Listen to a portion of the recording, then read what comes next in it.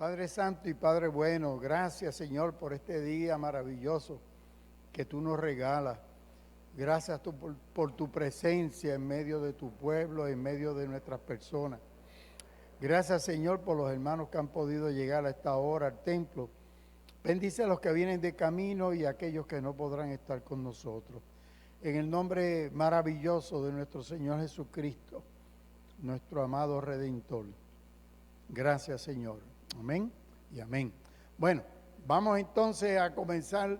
Estamos en la lección número 16 y la lección se titula El origen de la justicia. ¿De dónde sale la justicia de Dios?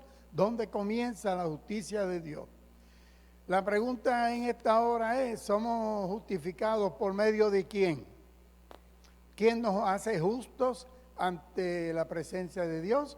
Cristo es el único. Ni tú ni yo, por más que nos esforcemos, vamos a ser justos. Así que, ¿dónde se origina la justicia? En Cristo es que se origina la justicia. El texto de oro o áureo lo puse en la versión nueva, traducción viviente, porque me hace, por lo menos a mí, me hace más sentido. El texto en la traducción, nueva traducción viviente dice, su gobierno y la paz nunca tendrá fin. ¿Gobierno de quién? De Dios, de Cristo. Nunca será eterno, nunca tendrá fin. Reinará con imparcialidad y justicia desde el trono de su antepasado David por toda la eternidad. Cristo viene de la tribu de Judá. Por lo tanto, Cristo es de la tribu de Judá, descendiente del rey David, de la raíz de Isaí, como dicen, que era el papá de David. El ferviente compromiso del Señor de los ejércitos celestiales hará que esto suceda. Mira qué lindo como traducen aquí, ya verán el Señor de los ejércitos celestiales, el Dios, el Yahvé Sabaoth, o Jehová de los ejércitos. El ferviente compromiso del Señor. ¿Qué significa eso para ti y para mí? El Señor se compromete, el Señor cumple. Igualito que nosotros, ¿verdad? Pero Dios es fiel. El objetivo de la clase es relacionar el origen de la justicia con el cumplimiento de la profecía que vamos a estudiar en esta mañana, Isaías 9, del 1 al 7, que anuncia el nacimiento del niño rey, el Hijo de Dios. Así que, ¿cuál es el objetivo? ¿Cómo podemos decir que en Cristo se cumple la justicia divina? ¿Qué significa Isaías? Isaías significa Yahweh o Yahvé. Dios es salvación o Dios salva. Dice Isaías comienza, el verso 1 del capítulo 1 comienza de la siguiente forma. Visión, la palabra hebrea es shazón. La visión, una visión puede ser un sueño, una revelación. Dice, visión de Isaías. ¿Sabe qué edad tenía este muchacho cuando recibió esa visión? Para que los jóvenes se sientan, 20 años tenía Isaías cuando recibe esta visión. En otras palabras, no es una visión de un hombre adulto, maduro, de un profeta maduro, era un muchachón. ¿Y dónde vio esta visión? En Judá, en Jerusalén. Recuerden entonces, el reino de Judá es el reino del sur. Dialogábamos el hermano Abraham y yo ahorita. Recuerden que el reino de David lo heredó su hijo Salomón. Pero cuando Salomón muere, las 12 tribus se divide el reino. 10 tribus en el norte con Samaria como capitán y Judá en el sur. Judá en el sur, que es donde está entonces Jerusalén, es la la capital. Era un muchacho joven y esto está ocurriendo 700 años antes de Cristo, 700 años antes del Señor nacer. Isaías tiene 20 años. Ahí en ese mapita, más o menos, ustedes ven el reino del norte, Israel, y el reino del sur, Judá. Samaria es la capital de Israel, Jerusalén, la capital del reino del sur. Entonces, bien importante aquí. Isaías, ¿quién escribió Isaías? Pues Isaías no sabemos, claro, quién lo escribió, si es un libro. Así que Isaías, los expertos en lingüística hebrea han descubierto que posiblemente no es un profeta, sino uno y dos más que escribieron. En otras palabras, los 66 libros de Isaías los escribieron 3 personas aparentemente, o mínimo 2 personas.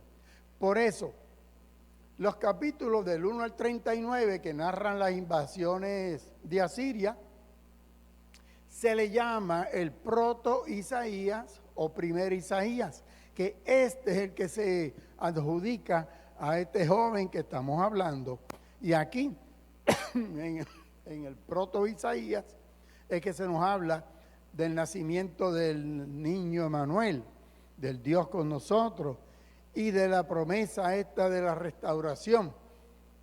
Así que del 1 al 39 es que se habla en este proto-Isaías de la restauración de Israel y la restauración tuya y mía.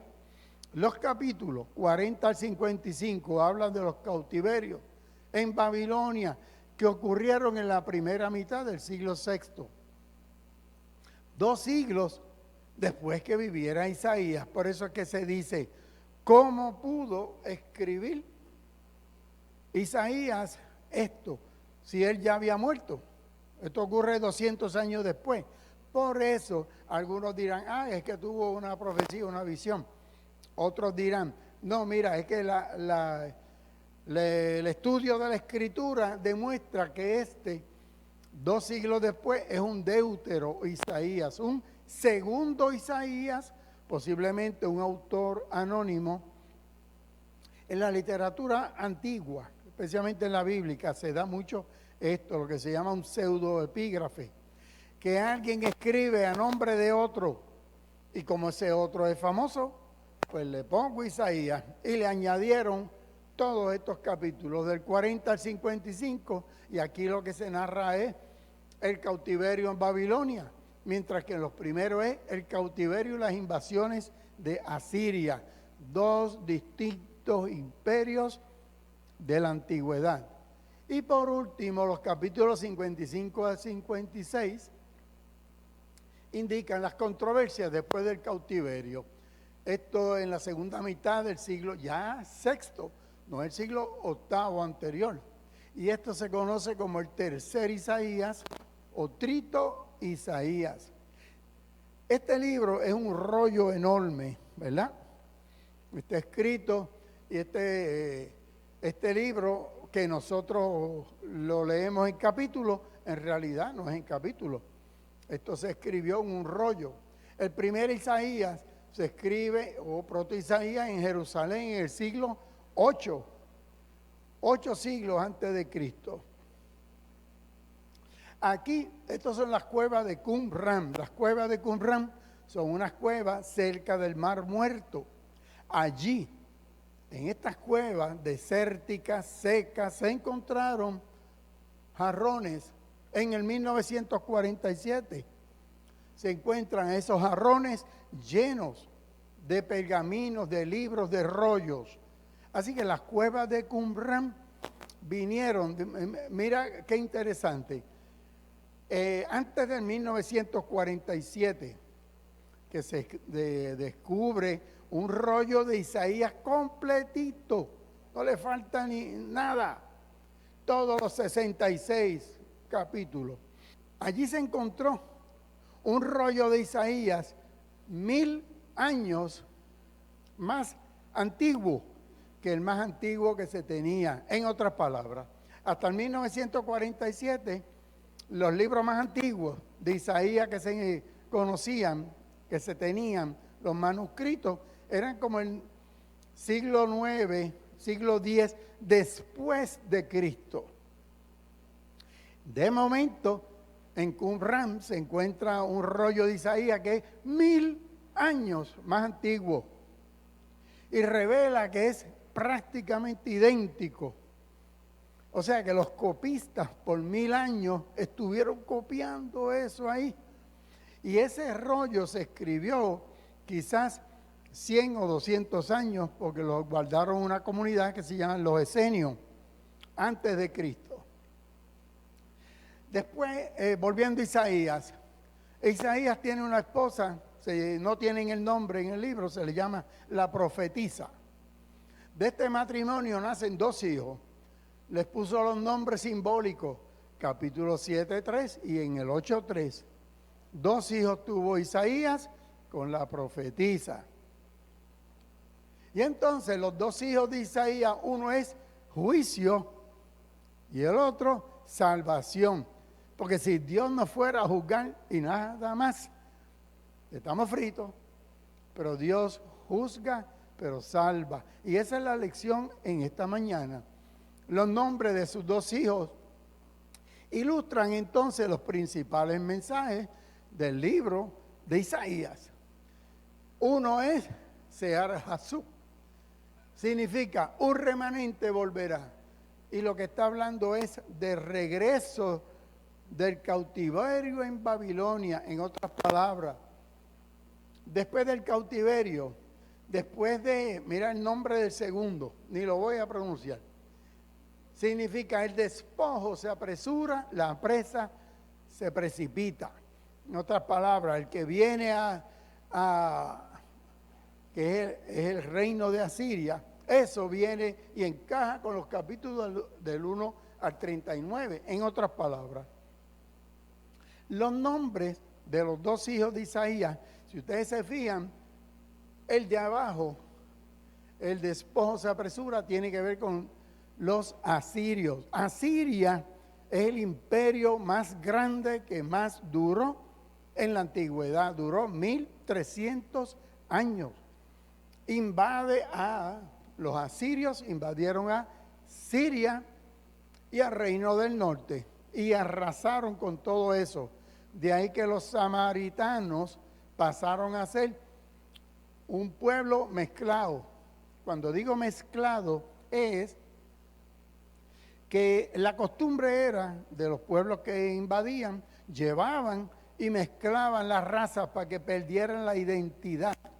Por eso es que en el tiempo de Jesús el samaritano era descendiente de judíos, de las 10 tribus del norte, pero no era judío, porque Samaria sí fue en un momento dado. Así que los asirios barrieron Damasco, que era la capital de Siria, y a Samaria, que es la capital del reino del norte.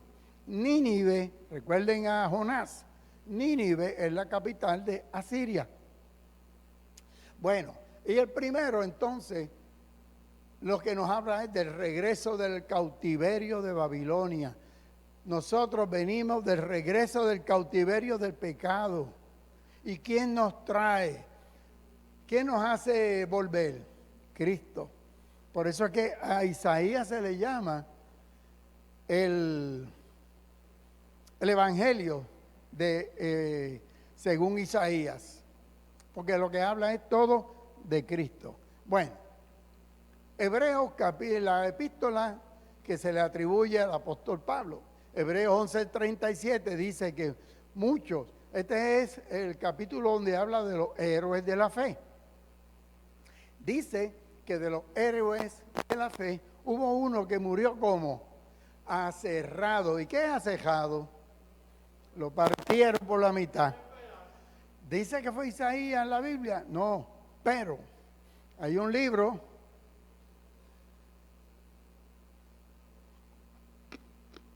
se llama El martirio de Isaías. Ese libro Es un libro de estos apócrifos, no está en la Biblia,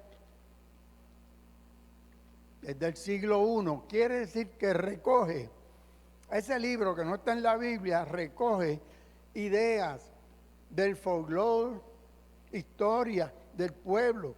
Y la historia es que dice que Isaías fue aserrado por orden del rey Manasés y que su muerte pudo haber sido en el año 701 antes de Cristo.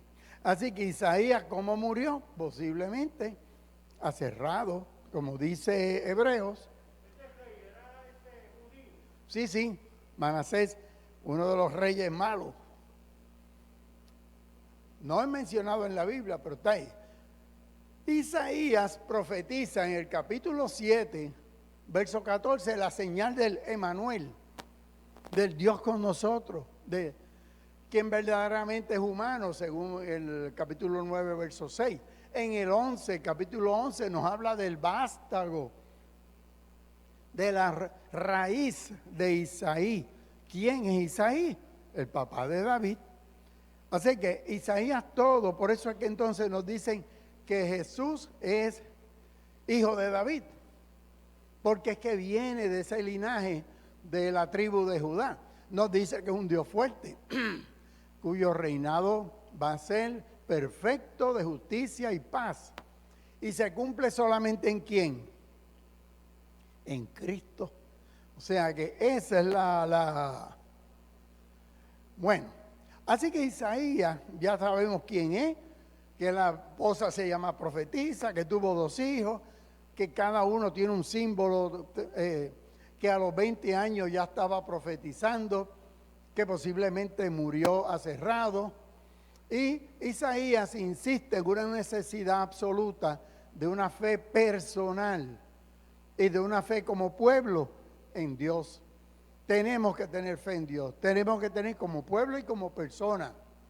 Así que se le llama el evangelista del Antiguo Testamento. Cuando alguien diga, ¿cuál es el profeta llamado el evangelista? Isaías, porque cuando uno lo lee, pues de eso es que habla, de Cristo.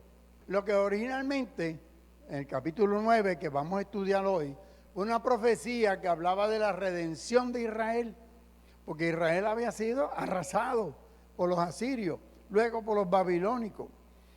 Pues en la iglesia cristiana encontró, en la doctrina cristiana, que esto de la futura redención de Israel es la futura redención del pueblo de Dios, y que a través de la obra y ministerio de Cristo es que esto se cumple. El pasaje de esta mañana que vamos a estudiar nos guía al reconocimiento de Jesús, la palabra encarnada de Dios, como el origen y manifestación del plan de salvación y la justicia divina. Por eso es que Dios decía la semana pasada, ¿quién nos justifica? Cristo. ¿Somos justos? Sí, porque el Señor nos justifica. ¿Somos santos? ¿Sí o no? Sí, porque el Señor nos santifica. El Señor nos justifica, el Señor nos santifica. No es ni por ti ni por mí. Así que ese es el mensaje que nos trae el análisis de la Escritura, Isaías capítulo 9. Vamos allá entonces, pero antes de ir al 9, vamos al 8.3. En el 8.3 nos dice, luego me allegué a la profetisa. ¿Quién es la profetisa?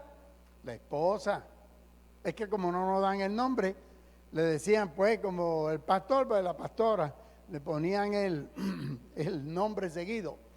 Concibió un hijo, entonces me dijo, ponle por nombre Maher Salal Yazbah, que es apresurado está el enemigo al botín. En otras palabras, el enemigo se apresura.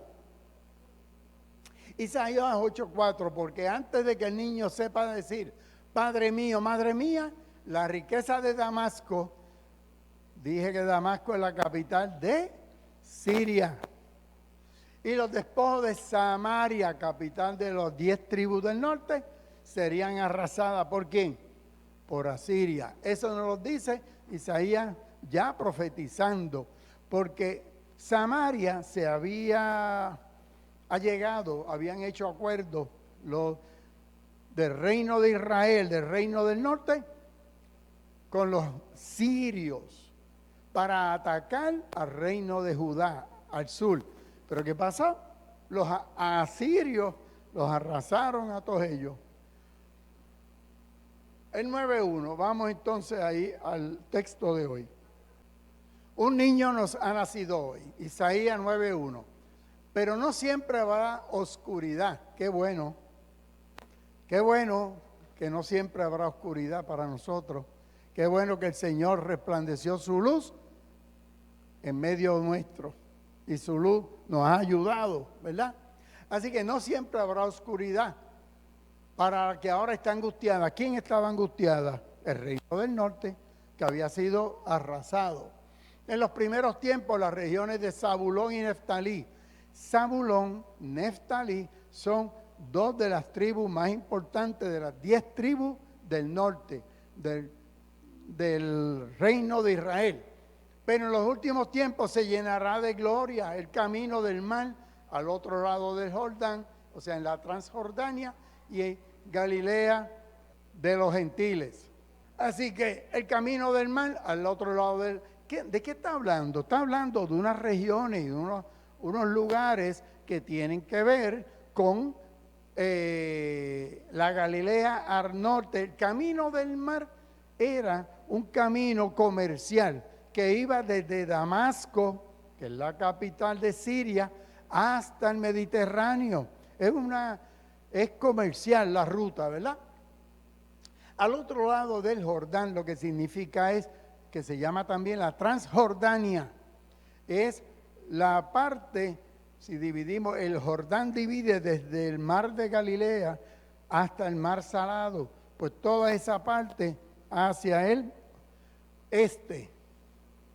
Y la Galilea de los gentiles, que ustedes saben que era la Galilea llena de griegos allí, pero para el otro lado, donde estaba el Señor, había entonces la tierra de los gadarenos, etcétera. Verso 1 dice: en la segunda mitad del siglo VIII, el imperio de Asiria tomó cautiva la tierra de Reino de Israel o Reino del Norte. Es lo mismo, Reino de Israel, Reino del Norte. ¿Quién los destruye? 8 siglos antes de Cristo, Asiria tomó las regiones norteñas, Zabulón y Neftalí. ¿Por qué dice Zabulón y Neftalí? Porque eran las tribus más grandes. Fueron las primeras en quedar arropadas por el manto de opresión y angustia. Y Asiria condujo a gran parte de la población al cautiverio. En esa gran aflicción, el profeta anuncia la restitución del honor y reverdece la esperanza. Qué bueno. Y lo que vamos a leer ahora es cómo reverdece la esperanza. No importa cuán oprimido, cuán grande sea la angustia. Eso es lo que estamos viendo en estos versos. Asiria es el imperio de mayor duración de la antigüedad. Es el primer gran imperio después del diluvio. Nimrod, que es el fundador, es bisnieto de Noé. Y era un cazador, por eso lo ponen ahí con un animalito en sus manos. Por más de 1300 años los monarcas de Asiria gobernaron ¿desde dónde? Desde Nínive. Por eso el Señor mandó allá a Jonás: vete a Nínive. Lo mandaron para Nínive, ¿verdad? Y él cogió para España. El trato a Zabulón y Neftalí. Las tribus de Zabulón y Neftalí fueron las más castigadas. Esto en la campaña es en el año 733, como vamos a ver en Segunda de Reyes, y está confirmado en las inscripciones. Tiglat-Pileser era el monarca asirio en ese momento. Se dice Segunda de Reyes, capítulo 15, verso 29, que en los días del rey Pekag de Israel, el rey Tiglat-Pileser de Asiria llegó, tomó las ciudades, y ahí menciona un montón de ciudades que son en la tierra de Neftalí. ¿Y qué hizo con los habitantes? Se los llevó cautivos a Asiria. De hecho, los repartían para otro lado. Y eso está en Segunda de Reyes, menciona el nombre del rey asirio. Y se ha encontrado en la arqueología que estos reyes asirios también escribieron de estos hechos. Galilea de los Gentiles es donde hoy es Megido. ¿Le suena esa palabra, Megido? Y si les digo Armagedón, ¿le suena? ¿Qué es el Armagedón? La guerra esa que habla el Apocalipsis. Pues, ¿dónde va a ser la guerra de Armagedón? Allí, en la tierra de Megido. Eso es al norte de la Galilea. Megido, Armagedón. Esto es un valle enorme que hay allí. Camino del mar. Camino del mar es esa ruta desde Damasco, que es al norte de Galilea. Damasco, todavía Damasco existe, una de las ciudades más antiguas del mundo. Damasco es la capital del reino de Siria. Desde allá llegaban al Mediterráneo, por eso que dice camino del mar. Y al otro lado del Jordán, esto es lo que se llama la Transjordania, que va desde el Mar Muerto abajo, que en realidad es un lago de agua salada, hasta arriba, hasta la Galilea, hasta el Mar de Galilea, que es un lago de agua dulce. Camino del mar, antigua ruta de caravana, iba desde Damasco hasta el Mediterráneo, desde la región más allá del Jordán, en otras palabras, al otro lado, en la Transjordania, lo que viene siendo hoy las alturas de Golán, por esa área, las alturas de Golán. Ajá, Juan.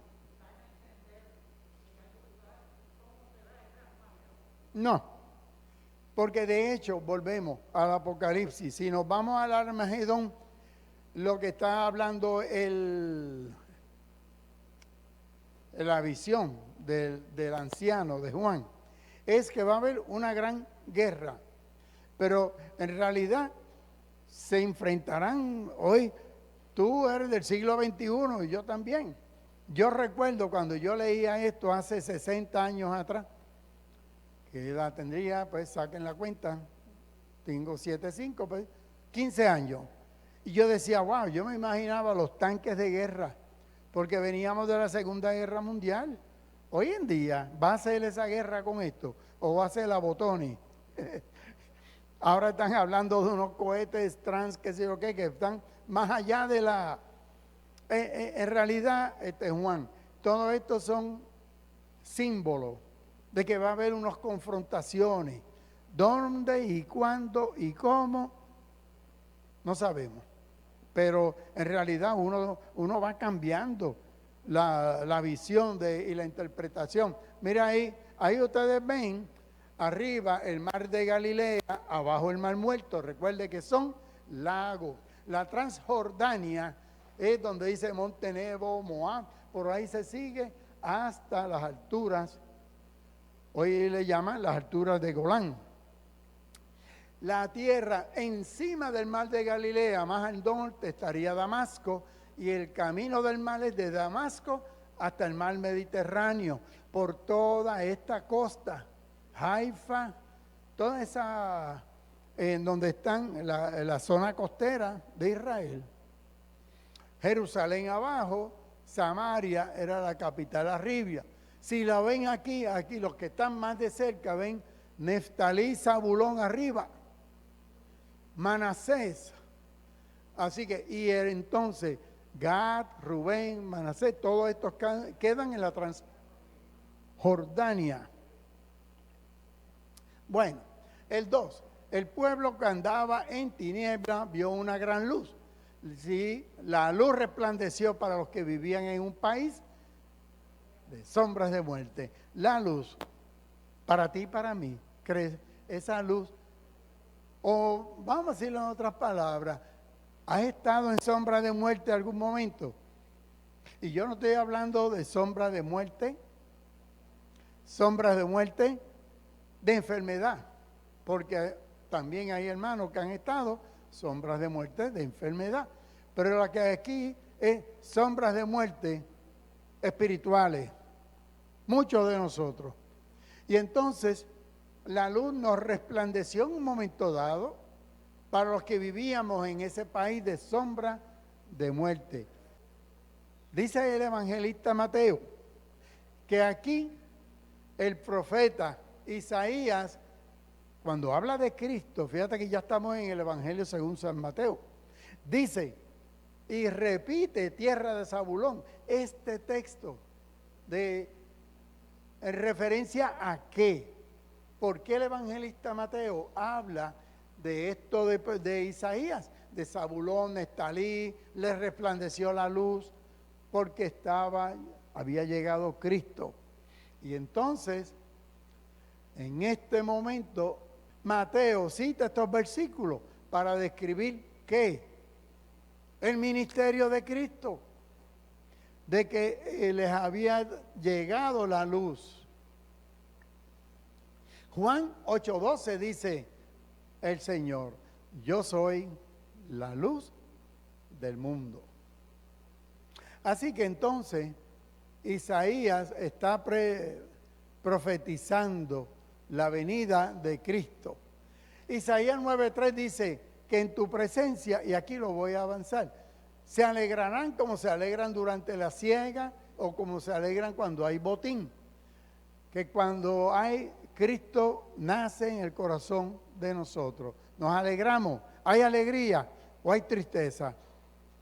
Hay gozo cuando viene el Señor a vivir en nuestro... Claro, hay gozo, ¿verdad que sí? Tú quebraste el yugo, la vara que pesaba sobre su hombro y el cetro que los oprimía como en el día de Madián. No perdamos de perspectiva de quién están hablando. El ejército de Asiria les tiene la bota puesta encima al reino del norte. Así que tú quebraste el yugo, la vara y el cetro. ¿Qué es el yugo? Cuando se pone y se enyuntan unos animales, el yugo, ¿verdad? ¿Qué significa yugo? Porque la vara, les voy a explicar lo que significa, y el cetro. Vamos allá. Pero dice que ¿quién lo quebró? Dios. En otras palabras, para nosotros, Cristo. El asunto aquí de Isaías 9:4 es que está hablando de algo que ocurrió 500 años antes. 500 años antes todavía de la invasión de Asiria. En otras palabras, cuando Madián le tenía la bota puesta encima a los israelitas. El yugo de las bestias de carga simboliza tiranía y opresión. La vara del hombro, las cargas pesadas eran llevadas entre dos hombres. No había forma de tú y yo, teníamos que irnos dos a cargar. Esa es la vara llena de un peso bien grande que no podemos llevar. El cetro es el palo del opresor. Golpeaba al esclavo en su tarea cuando aminoraba el paso. El cetro es el palo. Cuando el esclavo iba lento, le metían un cantazo para que acelerara el paso. Así que lo que está diciendo Isaías es, el yugo, la vara, el cetro, ¿quién lo rompe? ¿Quién lo rompe? Dios. Y en el caso nuestro, Cristo el Señor. Y aquí hay algo bien importante. Mira, en la descripción de Isaías, la carga y los golpes son eliminados por la gran liberación que Dios obró, por la espada del Señor y de Gedeón contra Madián. Y eso lo tenemos en Jueces 7:20. ¿Qué dice Jueces 7:20? Jueces 7:20 dice que hay tres grupos que por la espada del Señor y de Gedeón, cada uno permaneció firme. Entonces el ejército enemigo se espantó, dando gritos y se echó a correr. ¿De qué está hablando aquí? Por la espada del Señor y de Gedeón. Lo que está hablando es cuando Dios hace que Madián tenía una opresión sobre el pueblo de Israel, pero una opresión grande. La liberación vino de dos formas. Por la espada de ¿quién? Del Señor y de Gedeón. ¿Qué quiere decir eso? ¿Qué quiere decir eso? ¿Qué quiere decir la espada del Señor y de Gedeón? Queremos que el Señor nos libere. Señor, la espada tuya. Y la espada mía, ¿qué? Que yo no voy a hacer nada. Yo interpreto ahí, la liberación vino porque tanto el Señor puso su parte como los israelitas pusieron su parte. Por eso que dice, por la espada de Gedeón y por la espada del Señor. En otras palabras, todo proyecto que en tu vida, en mi vida, o en la iglesia, o en lo personal, está bien, Señor, ayúdame en esto. Pero el Señor quiere que tú también te ayudes. Gedeón puso su espada. No es la espada del Señor nada más. Queremos maná, maná y más nada. Y no nosotros hacer nada. Que cuando en la iglesia se pide voluntario para esto, voluntario para aquello, aquí está mi espada. ¿Verdad? Porque si no, no vamos. Por eso que la liberación vino. Y el ejército enemigo huyó. La derrota de Madián, esto ocurre en el periodo de los jueces, 500 años de lo que está escribiendo Isaías. Quemado será todo calzado que lleva el guerrero. Fíjate que los calzados, las botas los llevaban los generales, los demás, el soldado a pie iba descalzo. Pero lo que significa aquí es que los calzados de los guerreros llenos de sangre y el manto lleno de sangre iba a ser quemado. ¿Por qué? ¿Para qué? ¿Con qué propósito? El pasto será el que se lleve todo esto. En otras palabras, no habrá más guerra. No habrá más guerra. Todo va a ser destruido. ¿Verdad? Todo lo que signifique guerra va a ser destruido. Así que la tríada, yugo, vara, cetro, son símbolos de ¿qué? De una fuerza opresiva. Y el día de Madián es el día que Dios quebró tu yugo. El día que Dios quebró mi yugo, ya sea yugo, vara, cetro. Pero ¿qué hay que hacer? Yo tengo que poner de mi parte. Yo pongo mi espada como Gedeón puso la de él, que Dios pone la de él. Así que para que se restaure y haya un reino de paz. 6, porque un niño nos ha sido hoy. Y aquí viene algo bien importante. Nos dice, fíjate que yo estoy leyendo aquí de Reina Valera Contemporánea. Reina Valera Contemporánea lee, nombre será consejero admirable. A nosotros nos acostumbraron que era consejero, coma, admirable, y que eran 5. Pues no, son 4 nada más los nombres. Son 4 en el hebreo original. Lo que pasa es que nosotros venimos, cuando Martín Lutero traduce al alemán, lo tradujo